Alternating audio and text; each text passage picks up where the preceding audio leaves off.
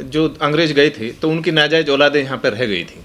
जो कुछ लोग हैं जो साम्राज्यवादी पूंजीपतियों के जो नफरत के शैतान हैं, जो धार्मिक पाखंडवाद के आधार पर हमारे देश की संवैधानिक व्यवस्था को ख़त्म करना चाहते हैं और देश की संवैधानिक व्यवस्था को छिन्न भिन्न करते हुए हमें फिर से बांट कर और काट कर हमें हमारे शिक्षा, चिकित्सा, स्वास्थ्य सुविधाएं और संविधान की जो बुनियादी सुविधाएं हैं उनसे दूर करके, उनसे वंचित करके, दोबारा से बहिष्कृत करना चाहते हैं और देश के जो आर्थिक व्यवस्था है उसे निजीकरण के नाम पर या प्राइवेटाइजेशन के नाम पर उनको लूटना चाहते हैं। यही तो हो रहा है आज कि देश में, आज देश की जो अर्थव्यवस्था है, जो देश का खजाना है, उसे निजीकरण के नाम पर लूटा जा रहा है। देश के जो देशवासी हैं वो शिक्षा, चिकित्सा, स्वास्थ्य सुविधाओं के नाम पर वो चले जा रहे हैं। आज शिक्षा, चिकित्सा, स्वास्थ्य सुविधाएं या देश में संवैधानिक बुनियादी सुविधाओं की बात कोई करता नहीं है कि देश की एकता और अखंडता के लिए हम सबको जाति धर्म से ऊपर उठकर एकजुट रहना चाहिए। और जो नफरत के शैतान हैं, जो धर्म और जाति के नाम पर और छूत अछूत के नाम पर हमें बंटवाते हैं, ऐसे नफरत के शैतानों से हमें सचेत रहना चाहिए और ऐसे लोगों का राजनीतिक और सामाजिक रूप से बहिष्कार करना चाहिए। तो हमें बिल्कुल नहीं बंटना चाहिए और जो नफरत के शैतान हैं, जो फिरका परस्ती की बातें करते हैं, उनको इनका मुंह तोड़ जवाब देना चाहिए। ऐसे जो नफरत के शैतान हैं, जो जाति धर्म के आधार पर विभाजन की बात करते हैं, इनको लतियाना चाहिए और लठियाना चाहिए। हिंदू कोई धर्म नहीं है, हिंदू कोई धर्म नहीं है। यहाँ अलग अलग तरीके से बातें होती हैं। यहाँ पे कभी वैदिक की बात होती है, कभी सनातन की बातें होती हैं। तो ये चीज़ें तो बेकार की चीज़ें हैं। और देश का जो ग्रंथ है, जो सार्वजनिक सार्वभौमिक है, जो संविधान है, और संविधान हमें मानव अधिकारों की बात करता, संवैधानिक मूल अधिकारों की बात करता, मानवीय विकास की बात करता, सामाजिक, आर्थिक, राजनीतिक, शैक्षणिक और मानवीय विकास को किस तरह से सुनिश्चित किया जाए, देश आगे बढ़े, इस चीज़ की बात करता है। और जो बात करते हैं कि नाम है वो ग्रंथ है, वो ग्रंथ नहीं है, वो स्मृतियाँ जैसे जी पुराण के नाम पर कुछ साम्राज्यवादी पूंजीपतियों ने देशवासियों के को बांट कर, उनको काट कर, उनके अधिकारों को द्विकंटक नीति के नाम पर हड़पने के लिए उनको, मतलब एक बहुत बड़े समाज को, उनके सामाजिक, आर्थिक, राजनीतिक, शैक्षणिक और मानवीय अधिकारों से वंचित करके बहिष्कृत किया गया। और वो आज भी किया जा रहा है। और एक चंद चुनिंदा जातियों ने अपने लिए सामाजिक, आर्थिक, राजनीतिक, शैक्षणिक और मानवीय विकास के जो अधिकार हैं, जो विशेषाधिकार हैं, उन्हें वो सुनिश्चित करना चाहते हैं। आज कॉलेजिज्म के नाम पर हो या निजीकरण के नाम पर हो या कॉन्ट्रैक्ट या आउटसोर्सिंग के नाम पर हो, आज उन अधिकारों को हड़पने की बात चल रही है। और योग्यता की कोई बात नहीं है। अयोग्य लोगों को शासनिक, प्रशासनिक पदों पर नियुक्त किया जा रहा है। देखो, संवैधानिक पद है और संवैधानिक पद पर बैठने वाला व्यक्ति संविधान की शपथ लेता है। और जो व्यक्ति संविधान की शपथ ना ले तो महामहिम सुप्रीम कोर्ट को और माननीय सर्वोच्च न्यायालय को इसका संज्ञान लेना चाहिए। और ऐसे जो संविधान के पद पर बैठकर संवैधानिक पद उनकी जिम्मेदारियों को निर्वहन ना करे, उसे तुरंत बर्खास्त करना चाहिए। कि किस तरह से बैठकर जब संविधान के पद पर बैठा व्यक्ति गैर जिम्मेदारी की बात करेगा, असंवैधानिक बात करेगा, तो उससे वो देश के लिए आदर्शवाद नहीं है, देश के लिए बिल्कुल भी अच्छा नहीं है, देश की एकता और अखंडता के लिए अच्छा नहीं है। जो हकारत की बात करता हो, नफरत की बात करता हो, वैमनस्य की बात करता हो, विभाजन की बात करता हो, विषमता की बात करता हो, ऐसे व्यक्ति की मानसिक जो वो है सोच का, संकीर्ण सोच के बारे में क्या कहा जा सकता है। इनको ज़्यादा प्रश्न नहीं देना चाहिए और ऐसे लोगों को तो अपने आप में नैतिकता के आधार पर त्यागपत्र ही देना जाना चाहिए। और महिम राष्ट्रपति महोदय को, माननीय सुप्रीम कोर्ट को इन्हें तुरंत पद से बर्खास्त करना चाहिए। देश में जिसे कहा गया कि साम्राज्यवादी पूंजीवादी ताकतों ने धर्म और धार्मिक प्रतीकों की आड़ में राजनीतिक नफरत के शैतान पाले हुए हैं। उन्हें धर्म से कोई मतलब नहीं, वो सत्य, न्याय और प्रामाणिकता की कोई बात नहीं करते। वो धर्म और धार्मिक प्रतीकों पर बैठकर नफरत की राजनीति कर रहे हैं, बांटने की बात कर रहे हैं, काटने की बात कर रहे हैं। देश की एकता और अखंडता कहाँ गई?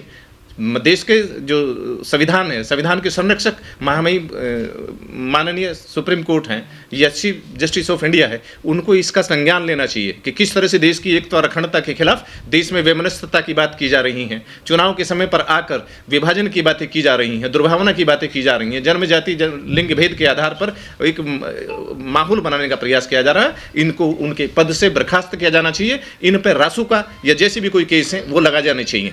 योगी कैसे, कौन योगी होते हैं? संत का मतलब है समता, समानता और स्वतंत्रता की बातें करें। उनकी कौन सी स्मृति है उनको खुद नहीं पता। स्मृति का मतलब है जो स्मृति में आ गया। और कौन सी मनुस्मृति? जो जबरदस्ती थोपी जाए, ऐसी मनुस्मृति कोई धर्म ग्रंथ नहीं हो सकता। धर्म का मतलब है, धर्म में जीवन है, जीवन का सार है, जीवन के कुछ निश्चित रीति नीति और सिद्धांत हैं जिन्हें जीवन में धारण करके स्वयं का और मानवता का कल्याण किया जा सकता है। और धर्म उपदेश है, आदेश नहीं। जो किसी के संवैधानिक अधिकारों को छीनने की बात करता हो वो धर्म हो ही नहीं सकता। धर्म रक्षण करता है अधिकारों का, मानव अधिकारों का, और जो दूसरे के अधिकारों को हड़पता हो, मानव अधिकारों को कुचलता हो, सामाजिक, आर्थिक, राजनीतिक, शैक्षणिक और मानवीय विकास के अधिकारों से बहिष्कृत करता हो, वो धर्म हो ही नहीं सकता, वो अधर्म है। चाहे वो कोई सी भी स्मृति है या धर्म के नाम पर कपोल कल्पित जो कथा कथानक है, चरित्र नायक हैं, ऐसे मायावी, तिलिस्मी और काल्पनिक दुनिया के चरित्र चित्रण, ये माया जो सिर्फ साम्राज्यवादी, पूंजीपति और पाखंडवादी शक्तियों का जो नफरत के आधार पर विभाजन करती हैं और देशवासियों के सामाजिक, आर्थिक, राजनीतिक, शैक्षणिक अधिकारों को हड़प पर उन्हें गुलाम बनाने की, राजनीतिक गुलाम बनाने की प्रक्रिया को बढ़ाते हैं, संविधान के विरुद्ध करते हैं, वो संविधान द्रोही हैं। जो संविधान द्रोही है वही देशद्रोही है। उन्हें खुद नहीं पता कि योग क्या होता है, नियोग क्या होता है। ये जो आके सिर्फ साधु संत और सन्यासी के भेष में धर्म और धार्मिक प्रतीकों की आड़ में बैठकर जो नफरत की राजनीति की जा रही है, ऐसे लोगों का तो बहिष्कार होना चाहिए।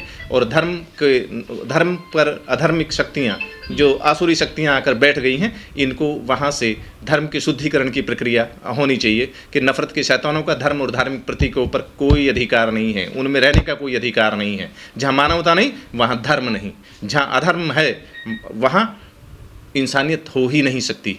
और अधर्म को, अन्याय को, अत्याचार को, नफरत को हमारा संविधान बहिष्कृत करता, उनको दंडित करने की बात करता। हम संविधानवादी हैं, मानवतावादी हैं, और संविधान के रक्षण की बात करते हैं, संविधान की सुरक्षा की बात करते हैं, मानवता की बात करते हैं, देश की एकता और अखंडता की बात करते हैं। हम इस पर बात करते हैं। और माननीय सुप्रीम कोर्ट से भी, संविधान के संरक्षक हैं महामहिम राष्ट्रपति महोदय से भी, और जितने भी संवैधानिक पदाधिकारी हैं उनसे बात करते हैं कि अपनी अंतरात्मा के बात पर, संवैधानिक आत्मा के चरित्र के आधार पर अपने आप को पद के अधिकारी बताएं, न कि राजनीतिक गुलामी के आधार पर, कृपादृष्टि के आधार पर वहाँ पर बैठकर संवैधानिक चरित्र की आत्महत्या करें, आत्महत्या करें। ऐसे लोगों का से देश का भला नहीं होने वाला। ये देश के चरित्र के, राष्ट्रीय चरित्र के विरुद्ध है। माननीय सुप्रीम कोर्ट ने भी महामहिम राष्ट्र और हमारे जो प्रधानमंत्री जी हैं, आरएसएस के प्रमुख हैं, वो भी कह चुके हिंदू कोई धर्म नहीं है। परंतु ये जो साम्राज्यवादी, पूंजीपति ताकतें हैं, जो पाखंडवादी ताकतें हैं, जो नफरत के शैतान हैं, उनका हिंदू से मतलब है जो कर्म से हीन बनाने की बात करे, धर्म में दीन बनाने की बात करे, जो कर्म से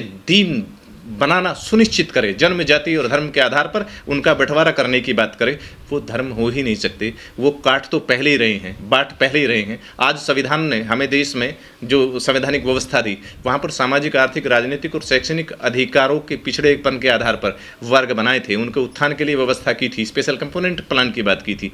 परंतु आज वही पूंजीवादी ताकतें जो गैर बराबरी की बात करती हैं या विषमता की बात करती हैं, आज SC ST को बांटकर उनके अधिकारों को, एकल पदों को हड़पना चाहते हैं, विभाग के आधार पर आरक्षण को बांटना चाहते हैं, OBC को भी उपवर्गों में बांटकर उनके अधिकारों को हड़पना चाहते हैं। और जहां 10% के लिए, जिनकी 10% की संख्या, उनको 60%, 70% से ज़्यादा पदों पर वो बैठे हुए हैं। तो ये बांटना और काटना इनकी अपनी एक व्यवस्था है, जो धर्म के आधार पर, धर्म के सर्वोच्च पदों पर बैठकर मूर्ख बनाने का, मूर्खिस्तान और पाखंडिस्तान बनाने की बात कर रहे हैं। देश के कहीं पे भी आज सबसे ज़्यादा जो साम्राज्यवादी ताकतें हैं, जो पूंजीवादी ताकतें हैं, धार्मिक पाखंड के आधार पर और साधु संत सन्यासी के भेष में कहीं पर भी सार्वजनिक पदों, सार्वजनिक संपत्ति को, चाहे वो पार्क हैं या तिराए हैं या चौराहे हैं या ग्रीन बेल्ट है, उन पर कब्जा करने का काम कर रहे हैं। और ये संवैधानिक पदों पर बैठे व्यक्ति आंख मूंद कर बैठे हुए हैं। जहाँ पटाखे, दीपावली